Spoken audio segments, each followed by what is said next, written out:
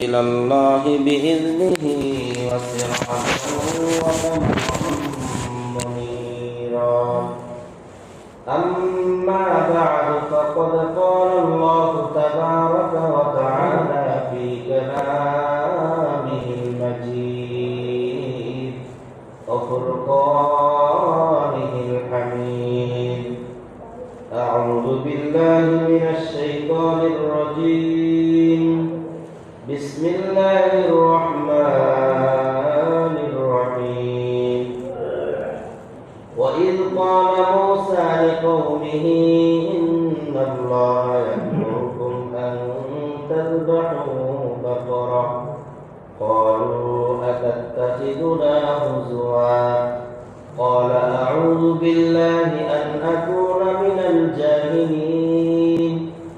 قالوا ادع لنا ربك يبين لنا ما هي قال إنه يقول إنها بقرة لا فارض ولا بكر عوان بين ذلك فافعلوا ما تؤمرون. قالوا ادع لنا ربك يبين لنا ما لونها قال إنه يقول إنها بقرة صفراء فاقع لونها تسر الناظرين.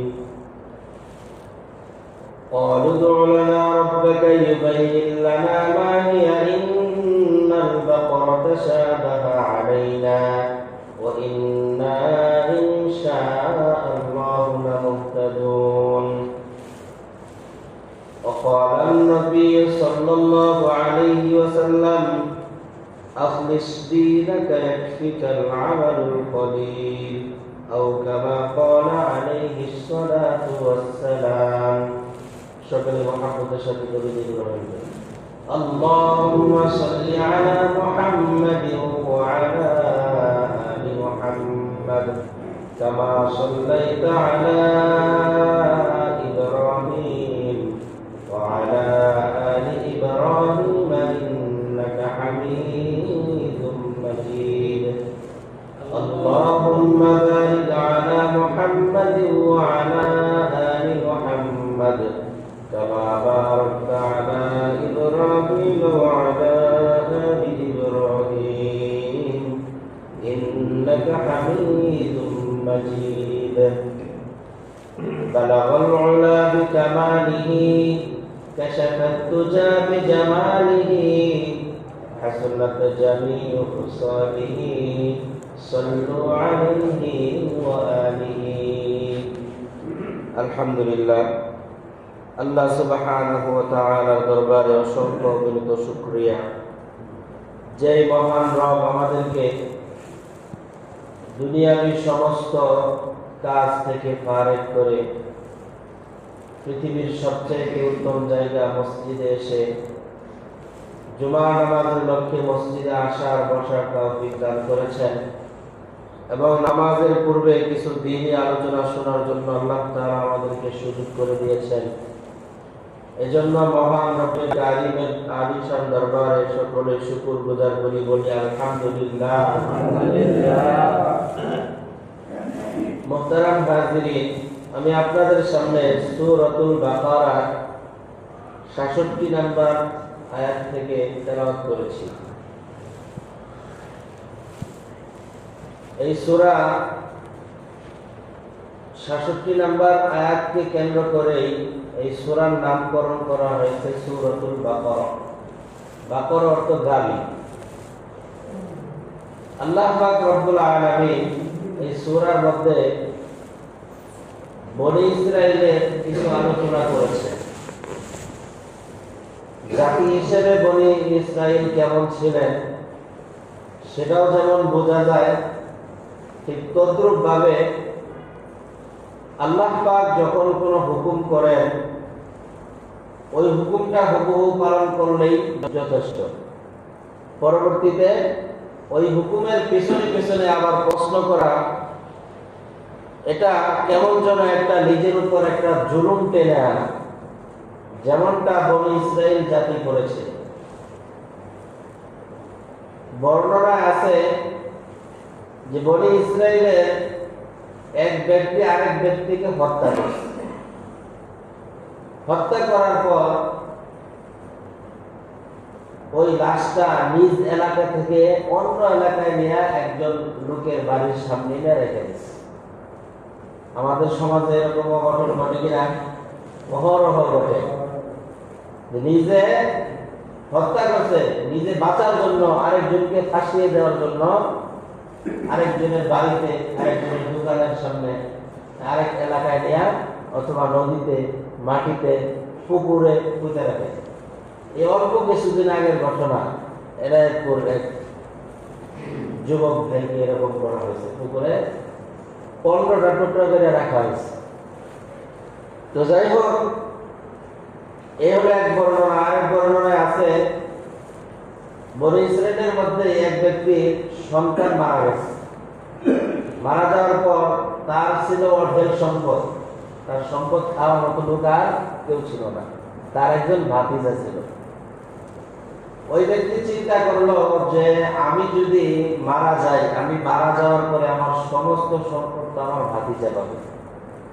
এই জন্য উনি কি করলেন, ওনার ভাতিজাকে মেরে ফেললেন। তার মানে উনি জীবিত থাকবে এরকম বোঝাই। তো ওনার ভাতিজাকে মেরে ফেলছেন। এই মৃত্যুকে কেন্দ্র করে এই ঘটনাগুলো আল্লাহ রাব্বুল আলামিন কুরআনুল কারীমে উল্লেখ করছেন। যখন সকালবেলা যেই ব্যক্তি একটা লোককে মারলো, ওই ব্যক্তি নিজে আগে খবর নিচ্ছে যে হ্যাঁ, আমাদের এলাকার অমুক ব্যক্তি কিন্তু আমরা পাইতেছি না।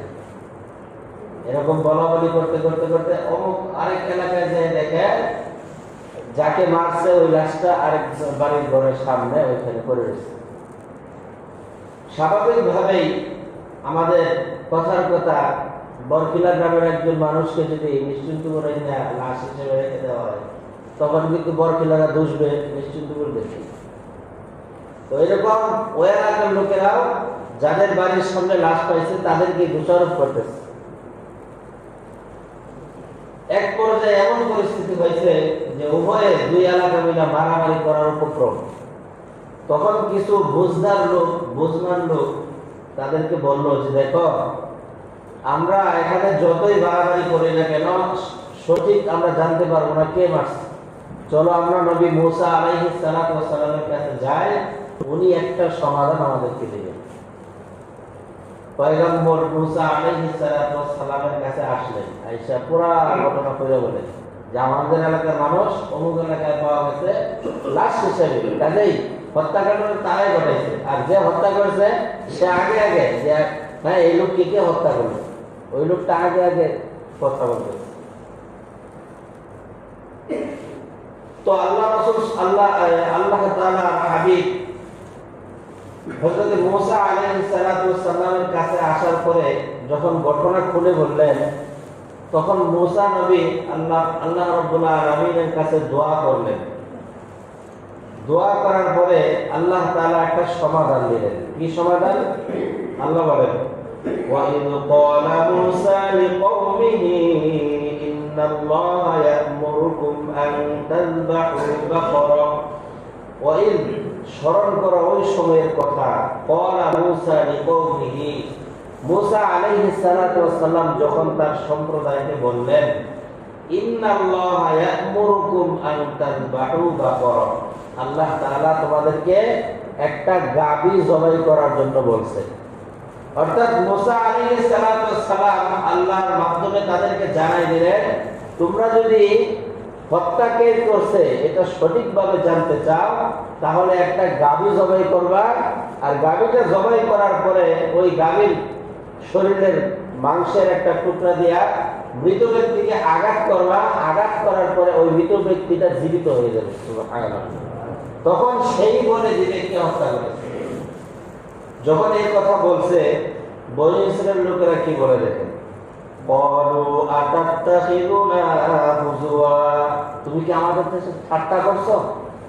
মুসাকে বলতেছে যে একজন মানুষ মারা গেছে, এখন আমার গরু জবাই করতে বলতেছো, আর গরুর গোশত দিয়ে তাকে বাড়ি দিলে, তার গায়ে আঘাত করলে মানুষ জীবিত হয়ে যাবে, এটা কি তুমি আমাদের সাথে ঠাট্টা করতেছো? আমরা আসছি একটা বিচার নিয়ে, তুমি আমাদের সাথে উপহাস করো। তখন মুসা নবী বলেন, قال أعوذ بالله أن أكون من الجاهلين। قال মুসা আলাইহিস সালাম বললেন, আউযু বিল্লাহ, আমি আল্লাহ তাআলার কাছে পানা চাই, আন আকুনা মিনাল জাহিলিন, এই জাহেলদের অন্তর্ভুক্ত হওয়া থেকে। অর্থাৎ এরা যে মূর্খ, এরা নিজেরাও বুঝতেছে না, অথচ আল্লাহ কেন মূর্খ বললেন? যে স্বয়ং আল্লাহই তো জানাই দিয়েছেন, এরা তো বিচার চাওয়ার জন্য আমার কাছে আসছে, আর আমি আল্লাহর কাছে দোয়া করছি, স্বয়ং আল্লাহই জানাই দিলেন বকরি গাভী জবাই করার জন্য, আর এরা এইটাকে নিয়ে আমাকে বলতেছে আমি নাকি ঠাট্টা উপহাস করতেছি। তো বলেন যে আকুনা মিনাল জাহিলিন, এই জালেমদের অন্তর্ভুক্ত হওয়া থেকে আল্লাহ তাআলা আমাকে হেফাজত করুন। কিছুক্ষণ পর তারা এটা বিশ্বাস করছে, আচ্ছা ঠিক আছে, ধরে নিলাম, বিশ্বাস করে নিলাম যে আল্লাহ আমাদেরকে গরু জবাই করতে বলছেন, একটা গাভী জবাই করতে বলছেন, তো গাভীটা কেমন হবে আমাদেরকে বলে দাও। এবার আল্লাহ বলেন, ক্বালু দু'ু লানা রাব্বাকা ইউবাইয়িন লানা মা হি, ক্বালা ইন্নাহু ইয়াকুলু ইন্নাহা বাকরাতুন লা ফারিদু ওয়া লা বিকর। ক্বালু, তারা বলল, অর্থাৎ বনি ইসরাঈলরা বলল, উদউ লানা, হে মুসা আপনি দোয়া করেন, রব্বাকা, আপনার রবের নিকট, ইউবাইয়িন লানা মা হি, যে এই গাভী, গাভীটা কেমন হবে দেখতে, আমাদেরকে স্পষ্ট করে বলে দেন গাভীটা দেখতে কেমন হবে। দেখেন, প্রথমে কিন্তু আল্লাহ তাআলা বলছে যে একটা গাভী জবাই করো, গাভী জবাই করলেই কি হয়ে যাবে, ওই গাভীর গোশত মৃত ব্যক্তির গায়ে রাখবা, আর কি হবে, মৃত ব্যক্তিটা কথা বলবে। কিন্তু এখন তারা বলতেছে কি, যে স্পষ্ট করে বলে দেন যে গাভীটা কেমন হবে, গাভীটা কেমন হবে এটা আমাদেরকে স্পষ্ট করে জানাই দেন। তখন আল্লাহ রাব্বুল আলামিন বলেন, ক্বালা ইন্নাহু ইয়াকুলু ইন্নাহা বাকরাতুন লা ফারিদু ওয়া লা বিকরুন। ক্বালা, মুসা আলাইহিস সালাতু ওয়াস সালাম বলেন, ইন্নাহু ইয়াকুল, আল্লাহ তাআলা বলেছেন, ইন্নাহা বাকরাতুন, সেটা হবে এমন একটা গাভী, এমন একটা গাভী, লা ফারিদুন, যেটা অনেক বয়স্ক হবে না। গাভীর মধ্যে এমন গাভী আছে 4 দাঁত 6 দাঁত, পুরা দাঁত পড়ে গেছে, এরকম গাভী আছে না? তো বললেন লা ফারিদুন, এমন একটা গাভী যে গাভীটার বয়স এত বেশি হবে, ওয়ালা বিকরুন, আবার একেবারে কমও না, আওয়ালুম বাইনা যালিক, মাঝামাঝি অবস্থানের একটা গাভী, এরকম একটা গাভী হবে। ফাফআলু মা তুমারুন, কাজেই তোমরা এই আদেশটা পালন করে ফেলো। এরপরে মুসা আলাইহিস সালামের এই জাতিরা বনি ইসরাঈলরা থেমেছিল না প্রশ্ন করা থেকে, অর্থাৎ তারা একের পর এক প্রশ্ন করতেই আছে। যদি এরকম একটা গাভী জবাই করে দিত আর কোনো ধরনের খোঁজ না করে, তাহলে কিন্তু হয়ে যেত। এরপরে তারা আবার বলতেছে মুসা নবীকে, ক্বালু দু'ু লানা রাব্বাকা ইউবাইয়িন লানা মা লাউনুহা। ক্বালু, তারা বলল, উদউ লানা, হে মুসা তুমি তোমার রবের কাছে দোয়া করো, ইউবাইয়িন লানা মা লাউনুহা, এই গাভীটার রং কেমন হবে। পেছনে পড়তেছে না আস্তে আস্তে, যদি একটা গাভী যে কোনো কালারের একটা গাভী জবাই করে দিত তাইলে কিন্তু হয়ে যেত। এখন এসে বলতেছে যে এই গাভীটার কালার কেমন হবে। তো আল্লাহ তাআলা কালার বলে দিলেন, ক্বালা ইন্নাহু ইয়াকুল ইন্নাহা বাকরাতুন সাফরা। ক্বালা, মুসা আলাইহিস সালাতু ওয়াস সালাম বললেন, ইন্নাহু ইয়াকুল, আল্লাহ তাআলা বলেছেন, ইন্নাহা বাকরাতুন, সেই গাভীটা হবে এমন, সাফরা, গাঢ় হলুদ কালার, গাঢ় হলুদ কালারের একটা গাভী তোমাদের জবাই করতে হবে। ফাকিউল লাউনুহা তাসুরুন নাযিরিন, যেন এই গাভীটা একজন মানুষ দেখলেই সাথে সাথেই পছন্দ করে ফেলে, সাথে সাথে সেই গাভীটার প্রতি মুগ্ধ হয়ে যায়। অনেক সুন্দর একটা গাভী, যেমন আমরা কুরবানির সময় করে থাকি, হৃষ্টপুষ্ট দেখে শুনে ভালো একটা ষাঁড় গরু কুরবানি করার জন্য চেষ্টা করি, দেখতেও অনেক সুন্দর হয়, দেখলেই মানুষের পছন্দ হয়, এরকম গাভী আমরা, এরকম ষাঁড় আমরা কুরবানি করার চেষ্টা করি। তো বনি ইসরাঈলরা যখন বললেন যে আমাদেরকে স্পষ্ট করে বলে দেন এই গাভীটার কালার কেমন হবে, তখন আল্লাহ তাআলা বলেন ইন্নাহা বাকরাতুন সাফরা, এই গাভীটার কালার হবে গাঢ় হলুদ বর্ণের। ফাকিউল লাউনুহা তাসুরুন নাজিরিন, যে কেউ এই গাভীটাকে দেখলেই পছন্দ করবে, মুগ্ধ হয়ে যাবে।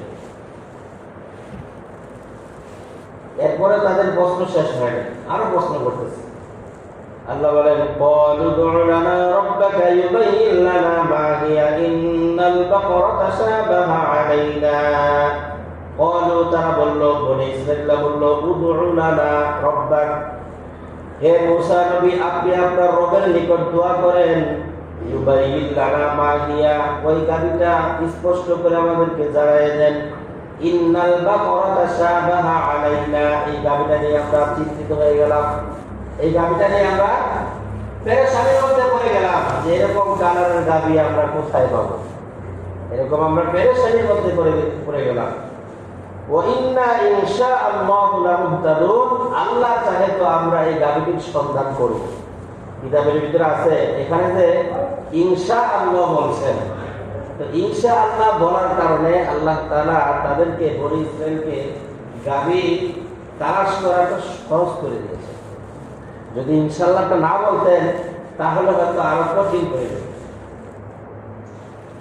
এবার আল্লাহ রাব্বুল আলামিন বলেন ক্বালা ইন্নাহু ইয়াকুল ইন্নাহা বাকরাতুন লা যালুলুন তুসিরুল আরদা ওয়া লা তাসকিল হারস মুসাল্লামাতুন লা শিয়াতা ফিহা।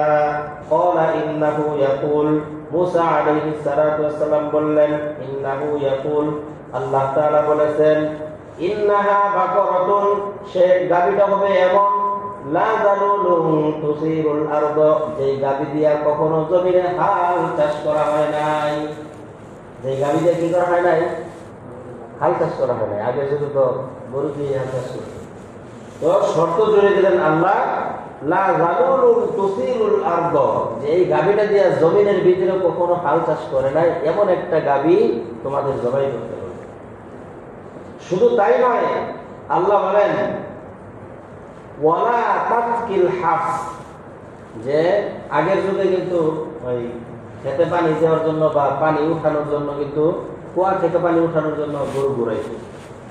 তো এটাই বলছে যে ওয়ালা তাসকিল হারস, এবং এই গাভীটা দিয়া কখনো পানি উঠানোর কাজে ব্যবহার করা হয়। বিষয়টা সহজ হলেও না, আর কঠিন হলো, আস্তে আস্তে কঠিন হইতেছে।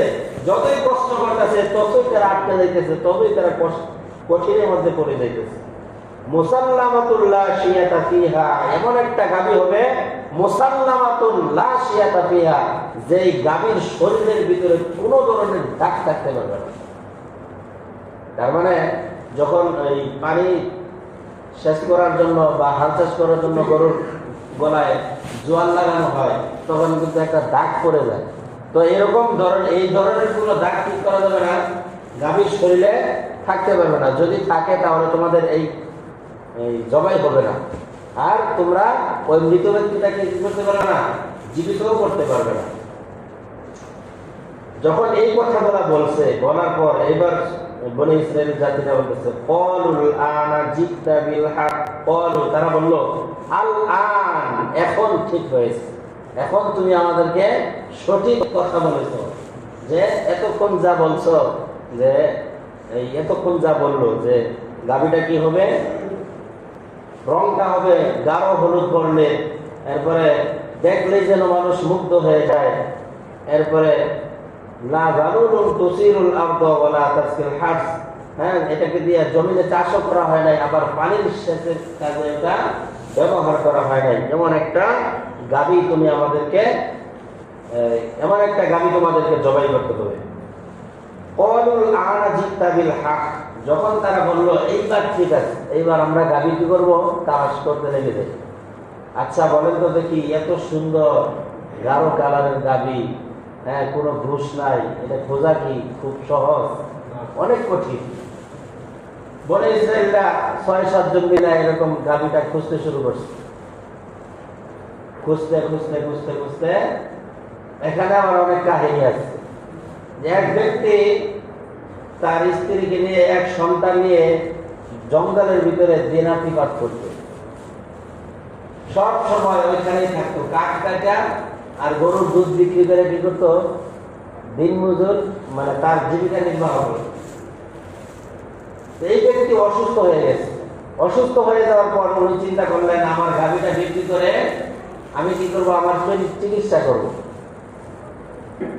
যখন তার বাড়িওয়ালির সাথে আলাপ করছেন যে আমার এই অসুস্থতার জন্য আমি আমার গাভীটা বিক্রি করে চিকিৎসাপাতি করব, তখন উনি বললেন, আপনি গাভী বিক্রি করেন ঠিক আছে, কিন্তু গাভীর যে একটা বাছুর আছে এই বাছুরটা আপনি বিক্রি করবেন না। তখন উনি চিন্তা করলেন যে আমি তো মারাই যাবো, আমার সন্তানের জন্য কিছু রেখে যাওয়া উচিত। তখন ওই ব্যক্তি আল্লাহর নামে দোয়া করলেন, আল্লাহর কাছে দোয়া করলেন, আল্লাহ আমার এই বাছুরটা আমি বনের ভিতরে ছেড়ে দিতেছি, যাতে বড় হইলে আমার সন্তান এই বাছুরটাও বড় হবে, আমার সন্তানটাও বড় হবে। বড় হওয়ার পরে আমার সন্তান এই বাছুরের মাধ্যমে, দুধ দোহনের মাধ্যমে নিজের জীবিকাও করবে আর বনে কাটতে।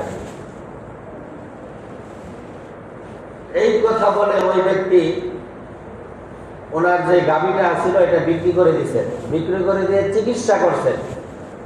আচ্ছা বলেন তো দেখি, যত চিকিৎসাই করুক ভালো করার মালিককে আল্লাহ। ওই ব্যক্তি চিকিৎসা করার পরে ভালো হয় না, 3 দিন পরে উনি মারা গেছেন।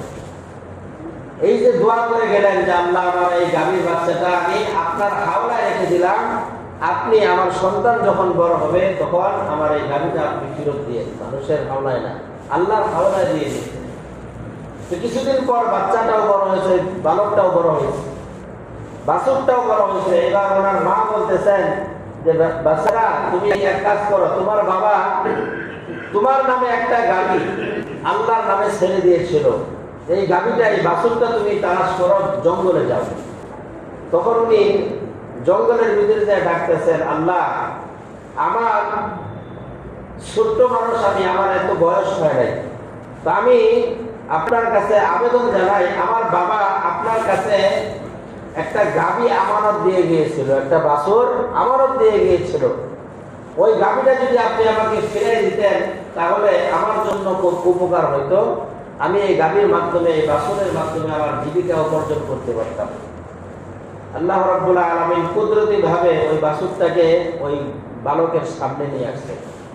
বালকের সামনে নিয়ে আসার পরে বাছুরটার জবান আল্লাহ খুলে দিয়েছেন।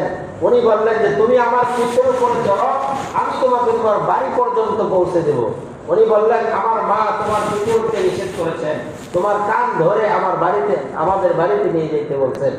তো বাছুর যখন, লোকটা যখন এই কথা বললো, বলার পরে গায়েবী ভাবে ওই বাছুরের জবান থেকে বের হইল যে তুমি যদি আজকে আমার পিঠের উপরে চলতে তাহলে আজকে হয়তো তুমি আমাকে তোমার বাড়িতে নিয়ে যেতে পারতে না, এটা তোমার পক্ষে, তোমার জন্য আল্লাহর পক্ষ থেকে একটা পরীক্ষা। এবার বাছুরটা বাড়িতে নিয়ে আসছেন। বাড়িতে নিয়ে আসার পর মা বলতেছেন, ও আমার বৎস, এই বাছুরটা তুমি নিয়ে যাও, বাজারে নিয়ে বিক্রি করো, বাজারে বিক্রি করার মাধ্যমে কিছু টাকা নিয়ে আসো, ওই টাকার মাধ্যমে আমরা আমাদের জীবিকা উপার্জন করব।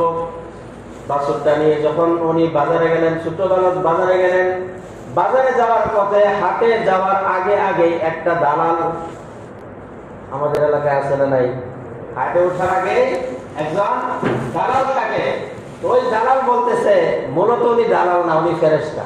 মূলত কি দালাল না, ফেরেশতা। তবে মানুষের রূপ ধরে আসলেন, আসার পর বলতেছেন যে তোমার এই বাছুরটা আমার কাছে বিক্রি করে দাও, তোমার এই বাছুরের মূল্য কত বলো। বলে যে আমার এই বাছুরের মূল্য হলো 10 দিরহাম। তখন উনি বললেন, 10 দিরহাম না, আমি 20 দিরহাম দিয়ে দিব, তুমি আমাকে বাছুরটা দিয়ে দাও। মা আবার বলে দিয়েছিল, বাছুরের দাম যতই হোক তুমি আমার কাছে অনুমতি নিয়ে তারপর বিক্রি করবো। তখন উনি বলতেছেন যে 20 দিরহাম দিবেন ঠিক আছে, কিন্তু আমার মায়ের কাছে আমার অনুমতি নিতে হবে, আমি মায়ের কাছে গিয়ে অনুমতি নিয়ে আসি। ওই লোকটা বলতেছে যে মায়ের কাছে অনুমতি নেবা, যে সময়টা যাবে এই সময় আমার নাই, আমি এত সময় অপেক্ষা করতে পারবো না। বালক বলতেছে, অপেক্ষা করতে পারবেন না, এটা আমার কোনো সমস্যা নাই, কিন্তু আমার মায়ের অনুমতি ছাড়া আমি এই বাছুর বিক্রি করতে পারবো না। চলে আসছে বাছুর নিয়ে। দ্বিতীয় দিন আইসা মায়ের কাছে বলছে যে মা, এরকম অবস্থা, 10 দিরহাম চেয়েছি, এক লোক আমাকে 20 দিরহাম দিতে চেয়েছে। উনি বললেন যে আগামীকাল তুমি আবার হাটে যাবে, হাটে যাওয়ার পর তুমি 40 দিরহাম আবেদন করবে, বাছুরটার মূল্য 40 দিরহাম বলবে। তখন ওই লোকটা আবার বাজারে গেছেন, বাজারে যাওয়ার পথে দেখেন ওই কালকে যে লোকটা, ওই লোকটাই আবার রাস্তায় বললেন যে তোমার এই বাছুরের মূল্য কত? বলে যে এই বাছুরের মূল্য হলো 40 দিরহাম। ওই লোক বলতেছে আমি তোমাকে 80 দিরহাম দিব, ডাবল দিব, তুমি আমাকে এই বাছুরটা দিয়ে দাও। বলে যে না, আমার মায়ের কাছ থেকে অনুমতি আনতে হবে, তারপর আপনাকে দিতে হবে।